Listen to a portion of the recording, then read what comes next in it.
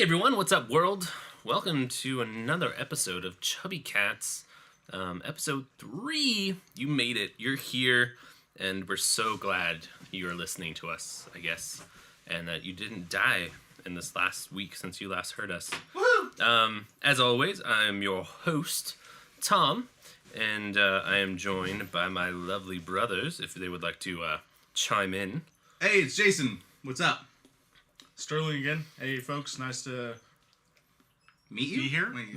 Meet you? Nice to see you, Internet. Yeah. If you're back, welcome back. If you're new, have you been losing weight? Have you been losing some zeros and ones because you look hot?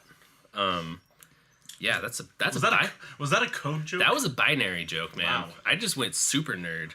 Welcome to my level. So yeah, I just want to start off real fast with this horrible article I read the other day. People have been dressing up as clowns Yeah. and luring children into the forest, and police had to file a report to be like, hey, don't follow clowns into the forest. Hey, speaking of, Sterling just shared this video. Sure. Oh, I saw that. The clown video posted on my Facebook. Yeah. I don't know if I've gotten across in these last couple of podcasts, but I do not like clowns, and I just want to know what's wrong. What's wrong with the youth today that they would follow a clown into the forest? I mean, I'd be concerned if they followed like a man in a suit into the forest. You let alone a clown, you know. But I mean, what the fuck? I mean, it speaks to a lack of reason and just a clear lack of good, solid horror movies in someone's life. Right. Right. I mean, as someone who's seen a lot of horror movies, right? That's 101. Like, hey, don't follow the creepy ass clown into the forest. Don't split up. Don't go to the creepy house and stay there one night to prove that you're more manly than the bully at the school. Yeah. We'll generally have sex in those kind of situations. I mean, I'm all for having sex, but don't have sex while, say, there's a killer in town. There's some strange circumstance. I mean, this usually applies to small towns. Don't go to a party while there's a bunch of killings going on. But here's the thing, though. I feel like a lot of the sex, at least, I mean, not all of it, but a lot of the sex happens early on when they don't know shit's about to happen. True. So your moral is don't have sex in a small town. I mean, what else are you going to do in a small town? Yeah, I mean, drugs and sex. I say situationally, yeah. So go ahead and have sex, but if you find out that your friend has died, don't decide, hey, I'm gonna go over, and comfort my girlfriend tonight. We're gonna have some sex, because then you're dead. That's it. I mean, you are literally dead. Yeah, I don't know if has anyone watched any of the Scream movies. They talk about the rules. It's legit. Jimmy Kimmel. Yeah, there's a formula. He's the voice of the movie watcher. Yeah. He's like, this is idiotic. We shouldn't be doing this. You guys, by the way, if we're setting ground rules, if I die, just please don't have sex that night. I would hope that you had you were sad enough that you couldn't just go out and blast a chick. Counterpoint. What if I was at your funeral though? Or no, that night. So what if you died and I used that sympathy to get laid? Your tragic death. Because I mean, it's been day 19, 3 months, since I've day 19 that he's been taking note of this, but yeah, 3 months since the actual. By all means, use my death to get laid. I hope I can get you guys Yeah, it's like an honor. 24 hours. 24 Just give me 24 hours on that one. Oh shit! But I mean, it's like I'm paying homage. What if I pointed to the sky while you were doing it? I was doing it. Again, are you outside or are you indoors? So just a general point up? I mean, is this big? I would be outside for you. I'd be outside for you. Just so in case he's just recently risen to the heavenly plane and is looking down on you having sex. Yeah, better yet, you're a Leo, right? No, I'm a Taurus. Oh, when has ever been a Leo? I don't know. How did you not know this? I knew this. I don't know any of the signs, when they line up, though. I'll be honest. Yeah, so I would find your constellation, and oh wow. I think it's glaringly loud. Wow! Just want to let you know, Sterling's just decided to crinkle an entire roll of tinfoil. He's chewing it. I want some chocolate, damn it! I mentioned before this podcast I wanted to go and attain some chocolate. It really did. It is about tasty 5 chocolate. times. Yeah. And I mean, once again, we are 3 large men in close proximity to one another. Close confines. So close. Oh man. It's Ghirardelli chocolate from San Francisco, the Ghirardelli factory. Yeah, we need that Oprah money. We need that Oprah money to upgrade the shit. I would take the Dr. Phil money. Hell, I'd take Dr. Pimple Popper money. I would take Lindsay Lohan money. Does she have money? She has to. How else she buy all those drugs? I mean, Credit? face brand? Like, you know, like, I feel like if you were that big of a celebrity and you're like, hey, like, what am I going to do? Like, dodge you? yeah. Like, Yeah. I'll get you back, you know? Like, Yeah. You know, it was really weird. I've been rewatching Glee on Netflix, and I've never actually watched the entire series entirety. So I made it through 2 seasons, and then I kind of stopped watching. So I've been now season 3 and 4. But Lindsay Lohan is in that show with who's the guy who does the blogging? Perez Hilton. Perez Hilton. Yeah, they do a guest spot in it, and it's kind of weird because she like pseudo like mentions like trying to relaunch her career, and she doesn't look good. So yeah, well, when was that? Like, what year was? I think that was 2013, 2014 for that episode. Yeah, no, she wouldn't look good. No, she did not. somehow we're managing to ignore the fact that you're watching Glee, which every time you bring it up, I do have to make fun of you a little bit. Bro, we were in theater, so we did that choir does not mean and musicals. nothing about Glee Sterling did theater, translates ironically. I really didn't. Cool. I enjoyed theater. I enjoyed choir. Nothing we did even remotely resembled what Glee Which sucks, dude. If I was in that stuff sucks. I mean, No, acapella is great. and freaking fanfare, I was Awful. my sister in middle school. She went to this awesome performing arts middle school, and she was in a show choir. And that shit was straight up Glee. They performed in fairs and at concerts, and they had dancing and props and dresses and costumes. It was the shit. Except the Glee show, after about season 1, was awful. That's more the point I'm getting at. I mean, it's a horrible show. Yeah. I mean, it kind of starts That's what I'm driving in the driving point of like, this is our kid in a wheelchair. This is our trans. They had an agenda. That's what they were. Yeah, that's what their goal was. They And had an agenda, and the show was their fucking shit for it. Yeah, and I'm in season 4, and surprisingly, sadly, there's like less and less songs. But the songs that they do and like the mashups and the like melodies that they do are just so good. Like I've been tempted. I've been on the iTunes hovering that Glee CDs. Oh, of course you have. Although the worst episodes are the Christmas specials. I can't You can't even forgive. Most shows, of course, usually after a long runtime have a musical episode. Glee was the opposite. It's all musical episodes that then slowly get to serious episodes where there happens to be a soundtrack. Yeah, it's so good, so good. But you guys been watching anything else interesting? I just started Jessica Jones. Jessica Jones, all right. Excellent. That was an okay series. Yeah, I mean, I don't know. I'm on episode 3, so judgment pending. But David Tennant was really good in that as Grimlock. Well, David Tennant is just a great actor. I mean, people forget because any time someone touches the Doctor-esque vibe, you kind of lose your identity as an actor. But he's fantastic. He's always been good. Mm-hmm. I don't know. Going off that whole like universe thing, like have you watched Daredevil, right? Yeah, I haven't seen season 2. Oh, okay. But I did watch it. I love season 1. Yeah, Daredevil was a great show, and then they're actually gonna be adapting one of my favorite. I mean, it's all leading to the Defenders with Iron Fist and Power Man, of course. Which enjoy. I'm super stoked about because that's like Thieves for Hire and stuff like that. Wow, bro! Got a text Oh message. Did not turn off his phone before podcasting. It's just like wow. It's our 3rd episode, and I would think that we just have a little bit more sense of professionalism going on right now. Nope. And not hard. Nope. And I'm just, ouch. When have we ever managed professionalism? I mean, episode 3, man. We should be polished, and we should be like perfect. Thomas has high expectations. I do. I mean, if you really set expectations high, then you can only, you go high, you aim high. I'm also laying in my own bed, so we are We're laying vaguely cuddled right now, all of us. All of our pants are off again because it's so hot. It's just why is it always our pants so off? always with the hot. pants. Yeah, So hot.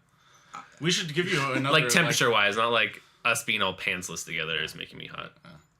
We should probably put the caveat that then when Thomas drinks, he also really enjoys taking off his clothes, and I think it's really coming through now. I think that's just a subconscious desire of his to take off his clothes frequently. Why are you trying to make him a drunk? He's drinking a ginger ale. I just said that when you drink, you like to take off your clothes, and now in your daily life, you seem to be wanting to take off your clothes more and more. And like I understand in the moment, maybe I just want to be a nudist. I mean, you could. I mean, I've lately been looking a lot into like bus living and like van living, like refurbishing like a bus. Yeah.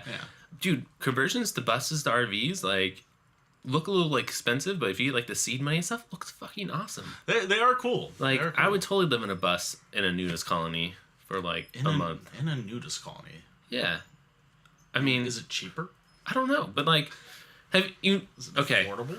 Okay. I'm just going down this train. I'm gonna follow it. I'm choo all aboard. Okay. I would totally check out a nudist colony. Like thinking about it right now, sitting here, like I don't feel like I need to be naked all the time. I do enjoy clothes. I do enjoy dressing. Okay. You know. Yeah. But I think also it would be kind of fun to just check out how freeing it would be to be naked in a community for like a day or two. I couldn't do it, and the only reason being I'm too attached to my shoes. I mean, okay, that's like, true. I mean, I like to be barefoot, so yeah, I can't do it. Yeah, the last thing I want to be ever is barefoot. But again, I'm currently sitting in a walking cast, not unable to put weight on it. So yeah, there might be some serious reasons behind that. But if you guys got to keep your socks on, or like flip flops, what about flip flops? I hate flip flops. I mean, I own a pair. I like closed toe but I shoes. have used them like twice. Crocs? If I got you some No, Crocs. fuck no. Crooks? Crooks. Please stop. That sounded like I said cocks. I did not. I said Crocs. Crocs are awful. Sorry. No, I mean, no judgment to everyone else. If you like them, go all for it. I'm just saying, man, I'm a cis white male that wants to go to a nudist colony with his two best bros and hang out for the weekend, have a good time. Did you just use cis? Wow, quite the very yeah, I got trendy, man. Yeah, lurking on trendy. Tumblr. I know. Thank you. Yeah, Tumblr. Thank you. So what is this? I get the concept, but like, what does it? Okay, so fun fact: I got called a cis white male. Cis. Wait, cis? Not a cis. Not a cis. A cis. CIS. Yes. And I was very confused. So, like I do, I actually contacted. We have a mutual friend, Caroline, who seems to always be like in tune with the internet. She's like Tumblr queen. She is like she sometimes goes on these rants about the internet that I'm like, I thought I was into the internet, but you are in. Just internet. Yeah, it courses through her veins. You are just in. So of course I texted her and I was like, hey, what does this mean? And I guess correct me if I'm wrong, yell at me if I'm wrong, but it was my understanding from her explanation that it's basically just a privileged white male. Is it an acronym though or something? Like what? No. It's people use cis to like cis lesbian, cis. Like I've seen that's what the reference I've seen. Yeah, I've got it. But like, how did it like, start? What is it? What is it? I'm sure that's my question. I'm sure it's an abbreviation for something. Yeah. But again, okay. That's the only reference I've ever seen it in was I didn't know there was cis white male. I've only seen cis female, cis male, cis lesbian. And again, that was just from an brief internet delving into the internet. It caught me off guard when I was like, oh, okay. Like, so, because when I got called it, I was like, for some reason I got like a bad reputation, like a bad feeling from it. Like I was negative. Yeah. And, but then when I was explained to it and I was kind of reading about it, I was like, no, that's what I am. Yes, I am a heterosexual male. That's how I identify myself. So it was kind of weird. Like, because I mean, I'm so used to being the internet putting labels on things and calling people things. And it's supposed to be like this hateful, hurtful term, when other times it's when just seemed like it was, it must be that. Yeah. I was like, oh, but no, it was just a way that, people were identifying. Yeah. People love their labels. That's true. The truth. People can't handle not knowing what things are. Yeah. It's like dating, man. Yeah. Modern dating sucks. Like real talk right now. You guys are lucky. One of you's married. Another one's in an awesome relationship. Dating sucks. Like, yeah. Like going on a date and being like, I had a great time. Yeah, I had a great time too. And then just like, that's it. Like all of a sudden get the cold shoulder. I just want to be friends. Okay, let's totally be friends. That's totally cool. We call this the ghost effect. It's when you ghost out of someone's fucking life. Like there's no big deal. Yeah, or you're dating and you're like, I'm just having a good time being around you and being in your company, being presented with, hey, we should take this to another level. Okay, cool. But what does that mean? I don't want to put labels on it. Okay, cool. So I can go on other dates. You can go on other dates. Well, I mean, yeah, like just fucking tell me what you want. Like, I'm a dude. I'm down to be your friend. As a girl, I feel monogamy relationships, like, is that a thing? Monogamous relationships? Yeah, that's still a thing. Yeah, Still a I thing. feel like that's... I'm in one. Yeah. I feel like you can do that, with the opposite sex. And I feel like girls, because it is hard, I feel like girls feel like that's an impossible thing to do. And that, like, if a guy wants to be friends with you or wants to hang out with you, it's because he's interested in the pussy. The pussy. The pussy. Okay. The poontang. Oh, wow. Poontang. Throwing it back. On the topic of genitalia, transitioning. Ooh. Segue. Oh. Segue. Cis is short for cisgendered, which is just Latin for on the side, so basically it means like it's the cis. It means like you're on like the side of, so it means like you identify as your own gender. Okay. So it's just cis and trans. Yeah. But I was like, what? Like, Yeah, like... Wow. I don't know if it's an acronym or what. People keep throwing it around. Yeah. It's yeah. Lord Yeah. knows I've heard it. So Yeah, I mean... Anyway. And so, yeah, but also, again, on relating to Thomas's modern dating, whatever you want to call it. Like- Yeah, it's Bullshit. weird. People have, like, really degraded the whole stepping system, and that doesn't mean that always worked for everyone, and maybe that's why we changed it. But again, we're living in the times of the I like to call it the fuck it generation. There's never been more importance put on having a fuck it attitude. If you're the big man, you're the boss bitch, you're everything great, you say and think fuck it to a lot of things. So at the same time as at one point in your life people wanted you to have passion about something, you have to also be passionate about it without showing that you give a fuck. Which is stupid. It really... I mean... It's weird. And maybe it's changing, but from what I've seen, especially people of a younger age, I'm putting you in the teen... like it or not, we're we are millennials. So We are... Dude, 25 and proud. But no, it sucks. Like... Because I'm a dude. I'm open about my feelings. I talk about my feelings all the time with you bitches. You do? Yeah. I mean, and I'm okay with that. Again, I take issue with being called bitch. All right. But I gotta throw it out there. Yeah, okay. Don't be a bitch about it. Don't be a bitch about it. Really, guys? Every damn time. Hey, how about you tell me when you find that dick? It seems like something you're better at, but all right. Oh, he actually fought? What? I don't know. I don't know. Does that count? I'm gonna give it to him. I'm gonna give it to him. I'm gonna give it to him. All right. I might even just cut it out of the podcast. Wow, fucked up. Let's hold a minute. Let's hold a second for this giant ass plane. Oh yes, we are underneath an airfield Yeah. at my house. Flight path. The flight path for the airfield. Yeah. You guys realize this is also gonna be cut? Yeah. Okay. We're just chatting to fill just space chatting still. that dick. Yeah.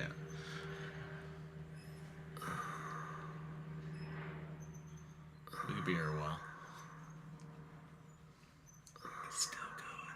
Your breathing exercise really throw me off sometimes, man. What? I'm not sure what you're going for here. Digging deep. There we go. Why don't you just fill with beatboxing every time? Right? Every time it's night. Let me off, Johnny. Dinny.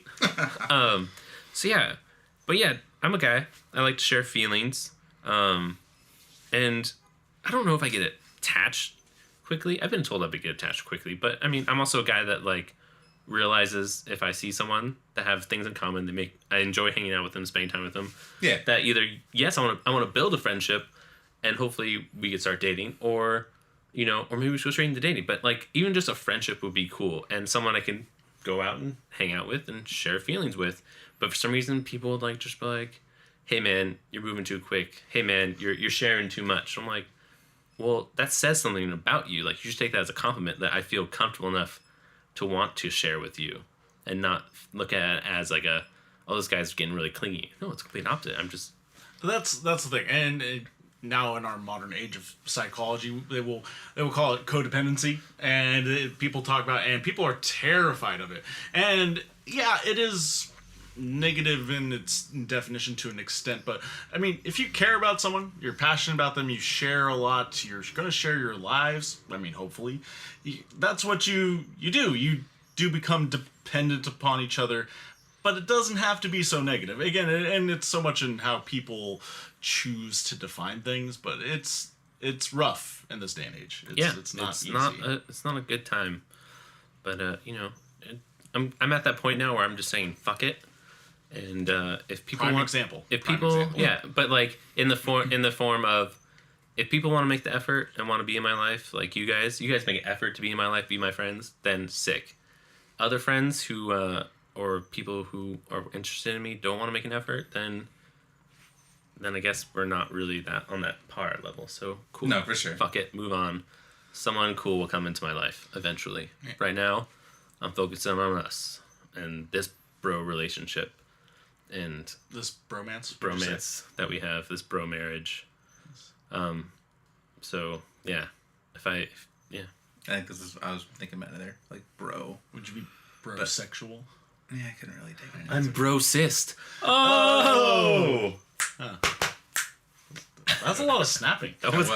This actually is good. I actually have talking points this time, guys. We are on podcast 3. I actually have something. This is really great because that was my last talking point. You're like, I was like, and we're out. Like this entire week, I was like, hey guys, so not to be pushy, but I really need you guys to bring in some talking points because I just please do it. So yeah, go for it. All right, sweet. Wow, that felt very weird for me. I have the power. Good He-Man reference. I was going to say He-Man, right? Yeah. Master of the Universe. Great, good stuff.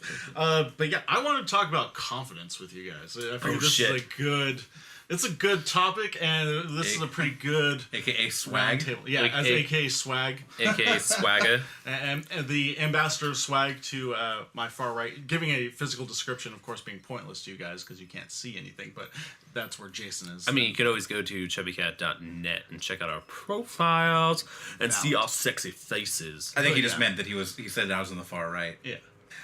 Because I was noticing something. Again, I'm in a newer relationship, and how long? How like? I mean, do you feel comfortable saying 4 months? Yeah, I'm comfortable saying that. It's been 4 months. I mean, we never. I'm sorry to go off on another tangent. We never like set up parameters on how personal we wanted to get on this podcast.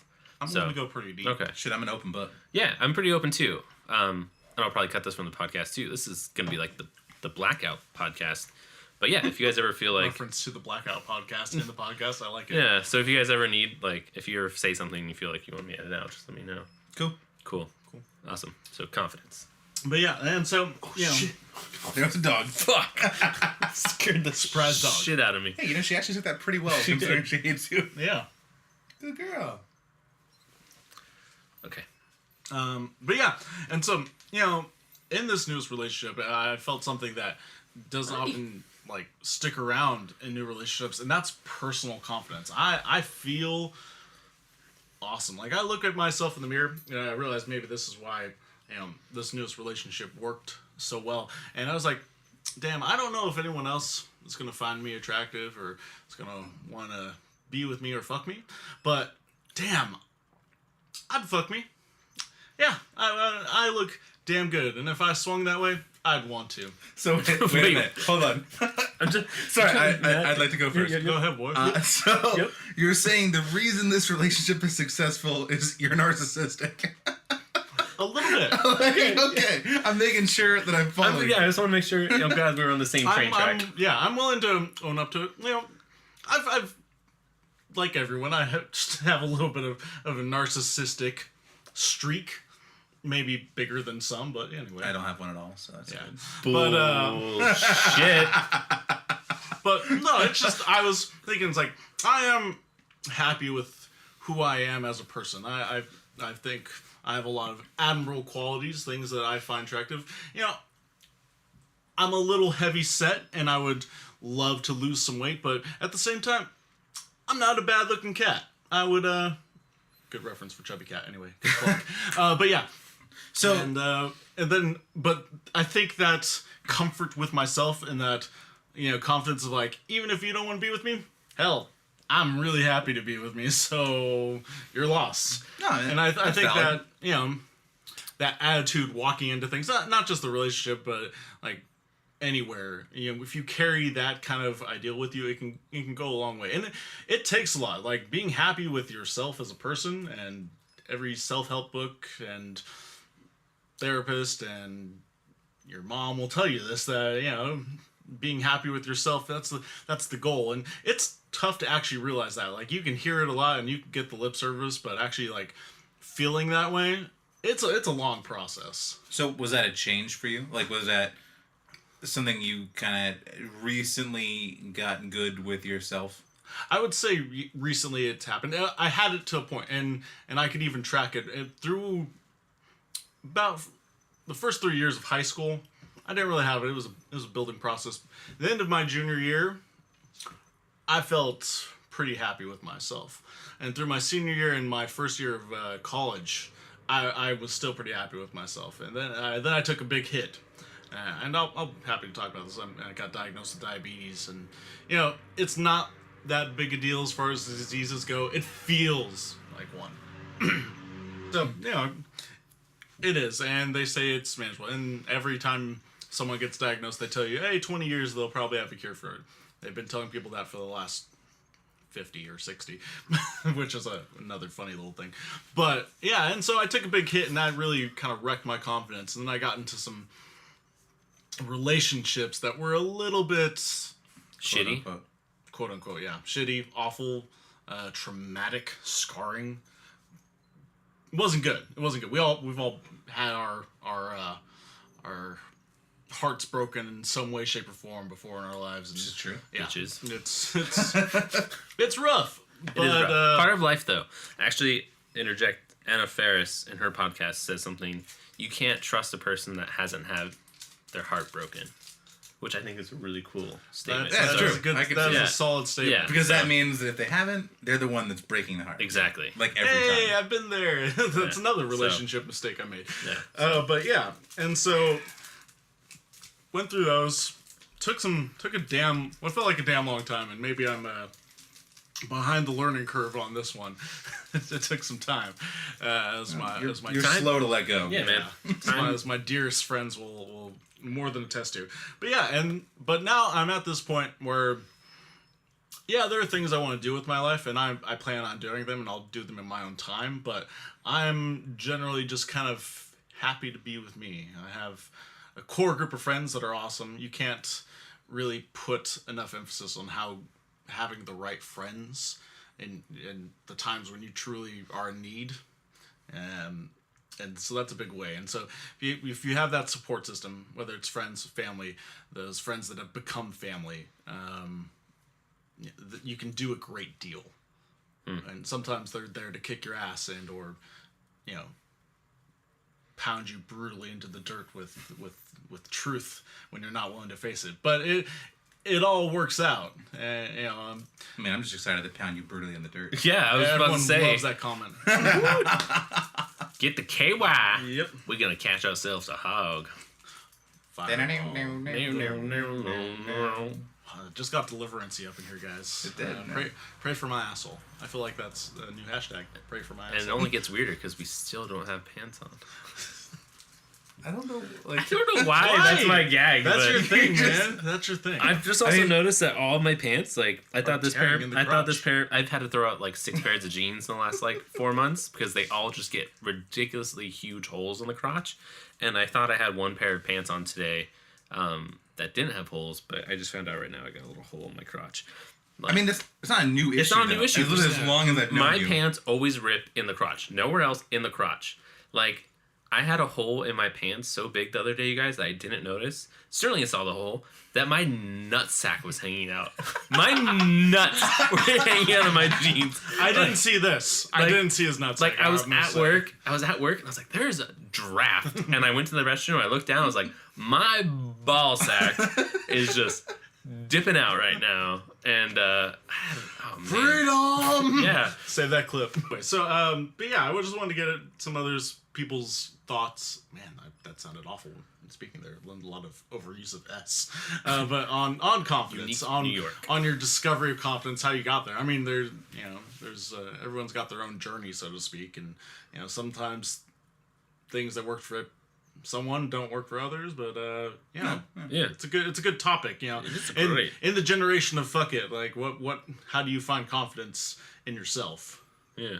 I don't know. Do you want to go first, Jay, or? Yeah. Okay. So, a little bit of backstory into my family dynamic. So my biological father, I kind of like barely knew, because he and my mom got divorced when I was, I think, 3 years old. He was kind of a train wreck.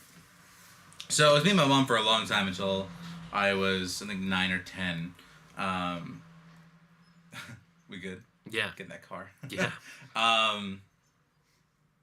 So 9 or 10 years old, my mom met what became like her next husband, and he was around for a long time. Also had some issues, but was always a good kind of stand-in father for me for the most part when we were together.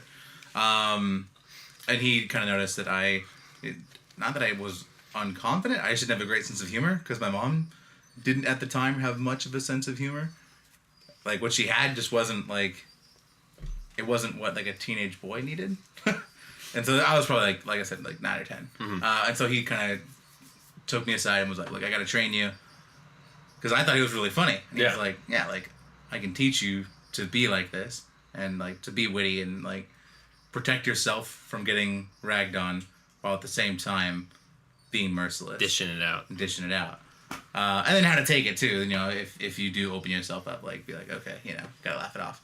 So he kind of put me through a boot camp, and I was like, oh, whatever. So he just kind of made fun of me, like, every time I left myself open to that, and was like, dude, like, if you see an opening, like, come at me, like, give me your best shot, and I'll kind of critique you as you go. So he really developed my sense of humor a lot, which then helped me to get kind of my dry witticisms. And it's just one of those things. I was kind of an awkward kid when I started high school, because I moved from Texas. I really didn't know anybody. But I've always made friends fairly easily. And so just kind of faked it until I made it with confidence, with my humor being what it was. And then I was like, I think I have enough value as a person. Got a good group of friends. Like, I can interact socially. I think I'm fun to be around. There were people who hated me, I'm sure, because they thought I was serious. Like, I was actually just really arrogant. Didn't get it. They didn't get the humor. I love that. But, for the most part, it was just kind of a building process of a little bit at a time to add on to it. But so I can look at where I am now and say I've got enough good stuff going for me that has continued to go well, that the confidence, I can be confident in what I've got. Yeah. So what I have to deliver as a human being. So Yeah, right on. I don't know. Like, it's kind of interesting that you brought this topic up, because it's actually something I've been dealing with, like, internally for the past, I don't know, since the beginning of this year, maybe end of August last year. So almost a year now, where, I don't know, in elementary school and all that stuff, I always made friends easy. I lived in a cul-de-sac. Like, it was like the perfect cookie cutter, friends with everyone. And my dad kind of the same thing, where he just kind of would rag dry humor, sarcastic humor. And then I watched a lot of movies as a kid, and I always, in a young age, I kind of was like, I had the movies that I really liked to watch. I watched a lot of, like, Mr. Ed, which is kind of weird, and like James Bond, Star Wars, but like, I don't know, like, I just quickly identified with that stuff. And then, but I was like this smart, nerdy kid that, like, was dyslexic and had to go to, like, literacy. So I had to go, like, special, like, rhetorical classes throughout, like, elementary school and middle school. So I made friends with a lot of, like, those kids, because they didn't make fun of me for being dyslexic or being, not being able to perform as well as everyone else. And then I was a little chubby as a kid, so, but I still made friends. I still rode my bike. I still went hiking and all that stuff. And then I moved out here to San Diego for high school, or from my last year of 8th grade, which kind of sucked. And I made friends with the nerds, the kids who played Yu-Gi-Oh! And and collected Pokemon cards and stuff like that, just because I was like cool enough because I was able to talk to everyone else, but I was like nerdy, so I hung out with the nerds, but they wanted to hang out with me because I was also like, They gave me the bridge. yeah, I was like the cool kid that was like in class being like, hey, what's up, you know. So I was like, you know what, it's going to be okay living out here. And then I went to a different high school than all of them, so that kind of sucked. And actually my first first semester at our high school, I didn't really have any friends. I kind of sat by myself wherever. And then our mutual friend Alex actually one day was like, hey, you should come eat in the theater. And I was like, oh, okay, yeah, that'd be cool. So I ate in the theater for the first time. I met all these people and all these seniors who were so outgoing and were just so quick and witty and everything. And I was like, oh my God, these guys are fucking sick. Like, I want to be this. So it was actually funny because in high school, like, I was pretty quiet because I was still like, oh, I'm the stupid kid that has to work hard for my grades. I don't really have any friends. But it was actually through theater and doing like improv and doing comedy that I was like, oh, I'm fucking funny. Like, I know it's like it sounds egotistical when you say it out loud, but like, no, but like, you can be able to recognize your talent. yeah, like, and even then, like, it was like getting like little recognitions every now and then, being like getting a part in a play, or I think the biggest moment I was like, oh no, I'm funny. It was me and Jason actually did a Rosencrantz and Guildenstern Are Dead by Tom Stoppard in theater, and we actually took third place in a competition with the scene. And it was at that moment I was like, oh no, like, yeah, I'm good. Like, I just placed in a competition, my first competition. Like, that's fucking sick. Also, the competition was for all of the high schools. All the high schools, like, yeah, performing in our district. And we took third, which was Right. totally nectar. But yeah, it was in high school that I met Jason, met Sterling, and we had another friend, Andrew. And it was just that sarcastic, dry humor. We just kind of meshed and like would play off each other. And then, you know, I was also dating some really attractive girls, like, because I was funny. And I was like, oh, this is cool. That's a confidence booster. It is a confidence booster when you date attractive women, like, who find you attractive. Side note, I never, like, when you say Andrew, I never connect him. Like, oh, Balthy. He's Yeah. Balthy. Balthy. It's Balthy. Sorry. Like, I'm like Andrew, like call him- Delgadillo? I'm like, No. I started calling him Andrew, like, because I run into him more now in, like, social settings. Yeah, so, like, it makes people are sense. like, what? Yeah. So I'm just like, oh, yeah, Andrew. Yeah. But yeah, so then dating attractive girls and then taking that into college, and I was pursuing my dream of like getting a film degree, and I was doing things I wanted to get done. I was, you know, living on my own and all this stuff, and I was getting really confident. But then, you know, I graduated college, but I was a manager at my job, I had benefits. I was like, oh man, I'm being an adult. This is confident. And then it was actually in this last year when I just like kind of woke up one day and I was like, I'm not doing what I love. For lack of a better term, I was not with someone I wanted to continue to be with because I wasn't pushing her and she wasn't pushing me. And it was one of those things where I was like, I'm just stuck. You were in a rut. Yeah, so I kind of just uprooted my life, I guess, if that makes sense. Like, yeah, I'm 25. I live at home with my mom and sister. And I uprooted my good job with benefits and PTO and I'm trying to pursue my dreams full time. And it's scary as shit. But like, it's been weird because these last couple of months I've been noticing like I've actually been losing confidence because, you know, I'm trying to pursue my dreams and it's not going as well as I was hoping. Because it's hard to see, like, all the friends I went to college with are, you know, making feature films, going to AFI, working in the industry, like, because they started years before me where I was comfortable. So now I feel behind. I feel like not as good as I was. And it's like, it's been a long process of like getting comfortable with myself, like being out of a relationship and being like, you know what, I'm okay being by myself. I'm like, yeah, I'm not where I'm going to be, but I'm actively taking steps towards it, and it's not going as fast as I want, but the important thing is I'm continuing to take steps towards it. And hey, man, I get to pay. I never miss a bill payment. You know, I got a job. I'm doing this podcast with my best friend, so it's like, yeah, it's slowly building, but it's one of those things that, yeah, that like it's like I said, it's funny that you brought it up because like my confidence when I was in high school and college was like super high, and then like my confidence now is like probably the lowest it's been since I've like moved out here to San Diego, just trying to like basically refine myself, refine like who I am and my confidence. No, you're totally outside of your comfort zone. Yeah, you've realized that you are the I don't know, small fish in a big pond, right? Yeah, Like, it's like a big world, and I'm just like waking up being like, I've been fucking around, and I got to do more stuff about my life. So yeah, so that's how I feel like when it's cool. Like confidence is there, and I'm rebuilding it. It's one of those things you just got to rebuild up, and yeah. Well, and that being said, I think you're doing the right thing by being able to take that opportunity and say like, I got to make the change, and then making the change. Like, yeah, it's gonna be scary. Yeah. And there's going to be bumps and hurdles, but you're doing something versus looking back 20 years from now at like, a desk job, like running your, corporate retail store that you moved up through or something and being like, oh, that film degree never did anything for me because I never pursued that passion.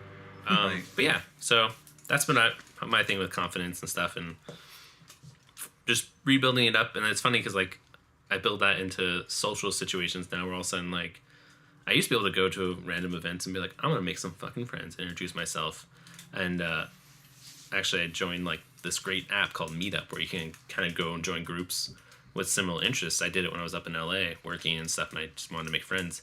And funny enough, I brought Sterling with me because it was a new group and it was, like, meeting new people. And I was so nervous, like, because I was like, I'm not cool enough to meet new people. So I actually brought Sterling with me, and it's actually funny because that's how he's now in his awesome relationship. Because, I dragged him along. Yep. But, yeah, I don't know. I guess that's our confidence thing. Yeah. So I have something kind of to segue off of that, because that was going to be my next topic. Yeah. Was going to be kind of pursuing your passions. Yeah. And, like, where that takes you. So, something I've been really passionate about for a long time that I have been terrible about doing is writing. Fuck yeah. Yeah, it's awful. Fuck yeah. I'm glad you brought this up too, because I'm having trouble with that too. Yeah, so I love doing it. But you just... He's a great writer. Sitting down to actually, like, do it and find the time, and especially now that it's been so long, I'm struggling with, like, okay, so part of it is nice. I'm hopefully transitioning within my job, like, at my company I'm at right now. And it's going to be a little bit more streamlined and, like, less stressful and more like controlled hours that are gonna be like 8 to 4:15, so Monday through Friday. So it should be a nice way to, I guess, kind of take a step back and have some more time to pursue those kind of things. But so my issue at this point is because it's been so long since I've written, I'm hesitant to take back up the story that I was writing because I haven't touched my book in like years. 2 or 3 years. Yeah. Which sucks because it's a great book. Yeah, it's like halfway done. Yeah. I'm like, shit. So I can't do that because I know if I start writing in it right now, it's going to be forceful. It's going to be forced and it's going to be kind of bad. I've kind of lost the thread that I was on. Yeah. I'm also hesitant to scrap it because I don't know. I feel like it may come back at some point. It's one of those things where I feel like, I don't know, to go off what you're saying, like, because I'm in a similar thing where I'm kind of in this writing mood where all these ideas keep popping into my head, but my issue is I do all the mapping. I have like notebooks full of like backstory, character arcs, and then it's just I had trouble taking all this stuff and all this shit that I just came up with and like starting and putting it in a page. Like I know how I want things to start. I know how I want them to end. I know moments I want to have in the middle, but it's like the threading things together. Mm-hmm. But what I find to do is, since I have so many projects, like I set time, I'll be like, when I get stuck on one project, I'm like, okay, I'm going to go work on this other little project. And then hopefully that normally frees up my mind where I'm like, oh, that's how I do it. And I go and start on that. But my issue at this point is that I know I have to step away from my project that I have right now. Yeah. So I can get my skill back to where it was and then come back into it. But I would then need to start writing something else to build that skill. And because I've been out of it so long, like I haven't been thinking about it, so I don't really have any good ideas. So I don't have a fresh project to start. Right. And I don't want to start the product that I have. And so I'm at a loss as to how to like kickstart this. Sorry, go ahead, Sean. And so you might have to borrow from some of the greats in this. And I've noticed that a lot of authors do this, much to especially readers' frustration, but it's good. They create a side story that's in that same realm of reality, that same world. I mean, you've already set up and gone so far as to build a world for us to read, and it is amazing. I from the parts I've read, and been there for while Jason's been writing. It's great. It's really enjoyable.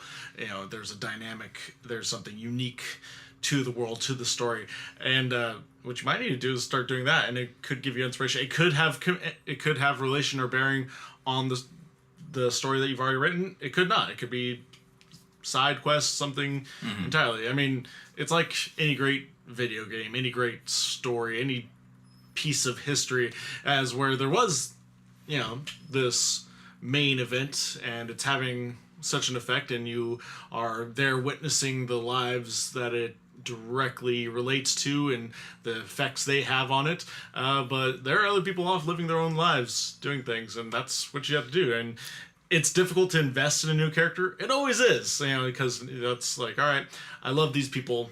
I know how they think. I've been working and operating through them. Again, I can always cite back to D&D. It's like when you build your first character and you don't want them to die. You don't want anything bad to happen to them, because the fear of having to go back into a character sheet, roll those dice again, and make a new character is terrifying and is a bitch.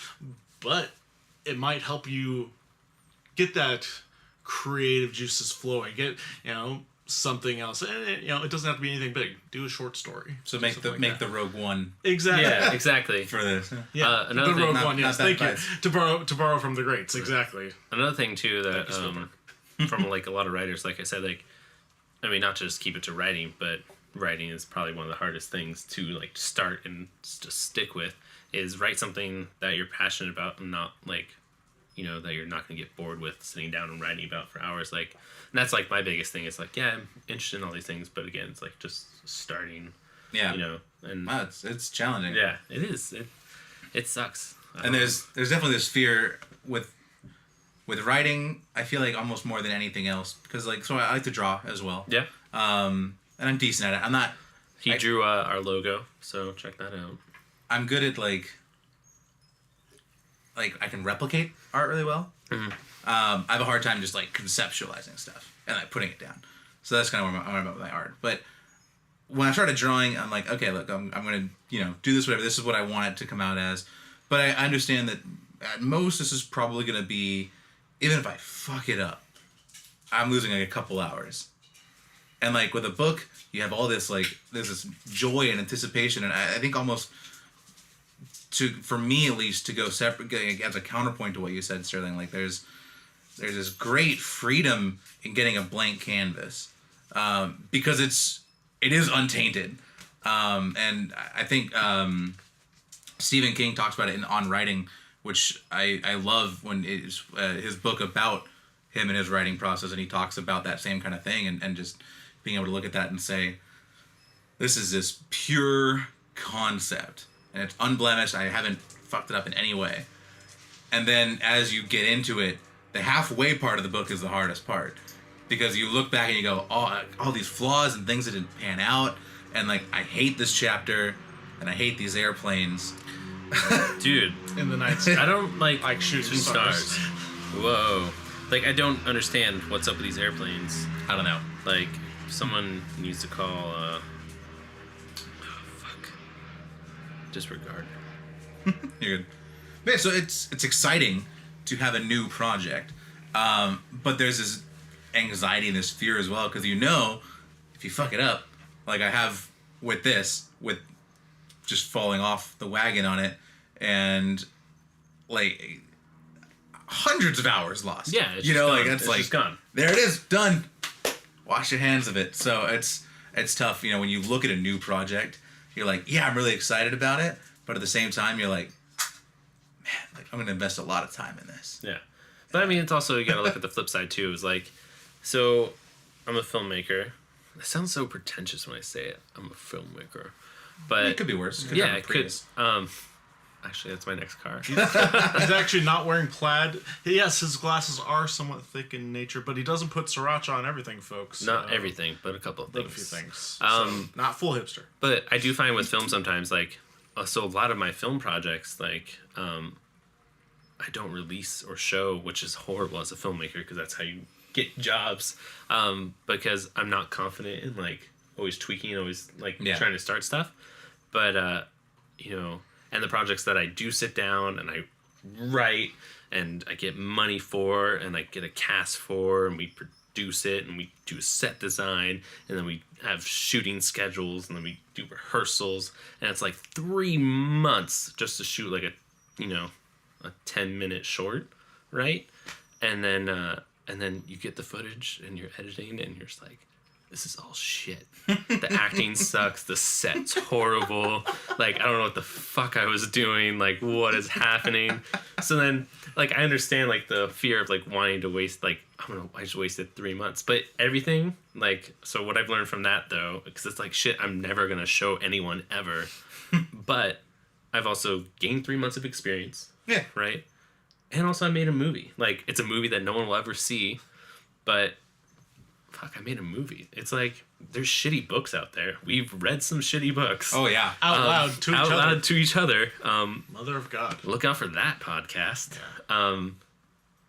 And, yeah, they're self-published, or, yeah, they, But they are published. But They squeak by, damn it. And we're buying it. And we're buying it. supporting them. We are supporting them. But that's what I'm saying. Like, they sat down... I'm not going to say they wasted their time, but they sat down, they had a story, they made this story.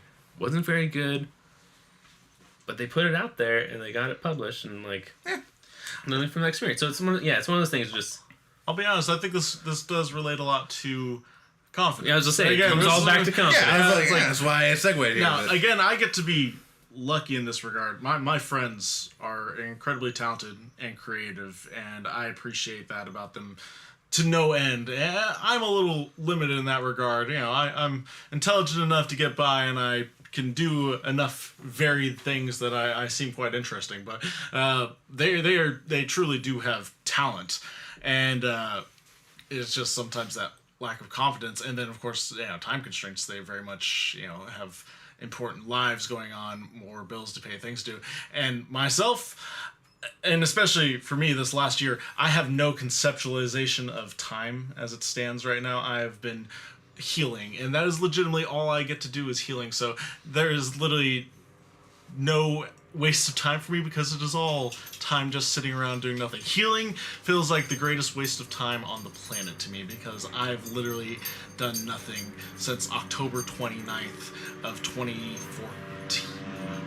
Oh wait, 2015. Is this the 9th plane? Yeah, this is so like fuck. If you're still listening to this podcast and haven't turned it off because of our unprofessional airplane trafficking skills, thank you for still listening, because that's a fuck ton of planes. Fuck ton. We should, if we ever record here again, we should play a drinking game every time a plane goes over. Oh, we should. God, yes. I would play that game hard, and you can play with us at home. Yep. I didn't even think about it, because I've been living here for like almost 2 years, and I just tune them out. But even then, like, this is obscene. This is they must. Maybe the air show. There's an air show. I don't know. I don't nearby. Know. I don't know. I think I like 2 or 3. Yeah. Oh my God.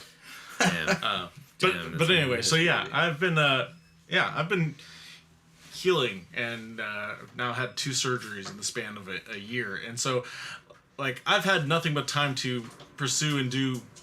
There's another. Jesus, it's a jet. Fucking pieces of shit. I'm just letting you know right now. This audio is gonna be such a bitch to edit. It's gonna be such a bitch. What is happening? That is like a B-52. Yeah. That's a personal fucking jet. It's a G5. G5. No more frequent flight miles for my boy. The more frequent flyer Bitch smiles from my boy. Fucking A. But yeah, so all these little, anytime I felt creative, and again, I don't necessarily have the talent for it. I don't have necessarily a unique perspective on art or anything to create something of my own. I've written now probably 5 short stories. I keep them on my phone, whether I'll do anything with them. Some of them in relation to our Dungeons and Dragons campaign. Keep a lookout for that podcast. And we're just dropping so many podcasts. I don't mean like. Hopefully this one's doing well enough for us to actually. I mean, like, fucking counting our chickens before they roost. I figure we'll at least make that's the same, right? No, before they hatch. Catching our eggs before they hatch. No, counting your chickens before they've hatched. Because they're not chickens yet. They're not chickens. Because they're not chickens yet. yet. They're eggs. All right, that's what we're You doing. can count eggs when they're eggs, because That's all they are. Yeah. But anyway, and then so like in another creative outlet, like we've been using these figurines that are paintable for Dungeons and Dragons. Huge investment. You don't need them, but God, mostly I love you. it. For mostly you. I would say you have a. I am an avid collector, and it doesn't particularly matter what. I just like to collect things, and this could very much deep lead do you me. think you are? I collect the ears of my victims. Entirely possible. 300? I'd put a steady 300. That seems too conservative. I mean, just in figurines. Oh, in figurines, I'd probably put it closer to 5. Yeah, let's not put a price on how much we've spent. Yeah. On a fictional game, you guys. Because it's gonna be so much more when we make our D&D podcast. Yeah. But anyway, I take that's one chicken. I take great joy in painting them, and I've actually even gotten quite skilled at it. I can put they're a badass. face on them. They unique clothing, unique designs. Nothing quite looks the same, and so again, very. You're doing like shading, real to world shading with different tones. I made a discovery on Pinterest of all things the other day. God, I know. deep. He's so deep. For painting figurines, and I can't wait to do it. As soon as I get a spellcaster, it's gonna look damn good. Yeah. But for me, there's no time waste. But for anyone else, I understand that it is difficult. Like, again, it's like investing, to relate to our more nerdy side, in games. Like, how the hours you put into a game, it's huge when you look at it. And trying to restart and everything, it's just not easy. It's just fucking This is number 11. aviation, man. Fucking Leonardo DiCaprio is just fucking aviatoring it up right now. Oh, God. Was he an aviator? Yeah. He was in the movie Aviator. He played Howard Hughes. Yeah, Howard Hughes. Really? Mm-hmm. Yeah, I never saw it. So. Pete and Jaws. It's not good, but my dad loves it, and he's made me watch it 3 times this last year. I watched that movie once, and I was like, that was one too many. Yeah, it's a rough film. It's fucking stupid. So, but take a moment real quick to wrap this up. Yeah, just to sum everything up. To acknowledge that there was not a sponsor. Pizza Hut, if you're listening, should totally sponsor us, because I could go for some pizza. Oh my god, like some garlic naan. Yeah. I'll be honest, they're gonna do pizza. I'm gonna talk Regents. La What? Jolla. Yeah. Traitor. I don't care, guys. It is the best slice of pie you can get get outta this here. side of the country. Okay. This How side dare of you the call country. it pie? We're in California. I don't care. It is great. Don't you know? Have you ever been to New York? Yes, I have. I don't believe I've it. been on. I would like to see I've been documentation. twice. I want I to see have pictures. Yeah. I want to Timestamp see a plane photos. ticket. I've had pizza on both occasions too. Why are you calling it pizza now? What? Do you want me to call it pie again? It's If pie. you're talking about New York pizza, you call it pie. But It if is you're talking pie. about California pizza, you call it pizza. I mean, we have a restaurant whatever. called California Pizza. It's Kitchen. just okay. Pizza Kitchen. Man. I don't like that. I'm just saying that we have a California pizza, so call it We pizza. do, yeah. It's whatever. Anyways. So Regents, best slice of New York style pie and Chicago style pie you can get don't on think they the call it West pie in Coast. Chicago. Deep dish. I don't Fuck like deep deep dish. dish, but That I would call a pie, because the New it's York pie fucking- is fucking. It It's comes more in like a cake. tin. It's more yeah, like cake. it's like a fucking. Red But velvet. anyway, so sorry. No offense to you, Pizza. You guys By the way, have been real clutch. no but, sponsor this week. Regents. Love Thank guys. you. You finally talked to your mom, and this phone calls and texts stopped, so we thank her for that. But yeah, definitely Pizza Hut. I guess Regions? Regions, I guess. For Anyone. getting baked goods? I mean, also, Pizza, man. yeah, fucking that'd be sick. But let's again, Please stop. again, we have 12 eggs and no chicken. So, I mean, We have one chicken. we have I one, mean, we have one chicken. I mean, I don't know. granted, It's- like going back to confidence might and be a broken just chicken. going after dreams and stuff. Like I said, like this year has been a year of rebuilding Thomas, and this is a year that technically I'm started 2 companies. Yeah. So yeah, I guess that's 2 chickens we can catch, Yeah. hatch, count, These metaphors, man. hunt Yeah, them down, and Really difficult. run them about, spigot on the fire. You couldn't have made a nerd reference. At Nope. least? I just Couldn't have you called know them when your 2 brain just phoenixes shuts or down. something? It just shuts down because No, it's thinking about cuckoos. pizza. Cuckoos? Oh, there you go. Just thinking about that pizza Smack life. with a sword too much and they storm at you. Whippertangers. When you just don't have enough blood because it's all on your dick because we're all pantsless. Why? Why? Every time. Every Such time! an obsession with. It's a good fallback. It's just like Man loves. it's just to like talk about it's like dick. here I am He and does. I'm just like coming at you like a hurricane. but Emphasis on cum. but anyways, thank you. That's been episode 3 of Chubby Cats. You've made it. You listened to it. You've survived the planes. Oh God, yeah. All the planes. The bombing run. Unless you decided to do the drinking game early, in which case... But they don't know our drinking game yet. I thought I was take a shot every time a plane crossed by. Right, but I mean, yeah. So now, if you want to re-listen to this episode by playing that game, this episode's probably gonna be way more enjoyable. But yeah, so thank you for listening. Please check us out on chubbycat.net, where you can listen and download future episodes or older episodes. Check out our profiles and upcoming projects and things that we're working on, and videos and whatnot. You can also email us at chubbycatinc@gmail.com. Questions, comments, concerns, Questions, jokes. yeah. I'll take jokes. I'll read them We'll online read if you them. want. Oh, yeah, fucking you want awesome. us to read your shit? We'll read your shit. Bad poetry. But it's kind of weird though, because this one, yeah, it's just we'll figure out how to do that. Should we cut it at the end of just the plane going overhead? And that's just how we end the episode. But yeah, I'm just gonna talk over this plane because I'm a fucking BAMF motherfucker. Actually, it's gonna be horrible to edit. I'm sorry. Like, I'm sorry. But yeah, like I said, thank you again for listening. Check us out on the Twitter. And yeah, you guys have a great night and stay chubby, my friends. No. I'm surprised you didn't go tried for this the again. choking the chicken Yeah. with all the chicken jokes. Yeah. I was really looking forward to that one. Stay chubby.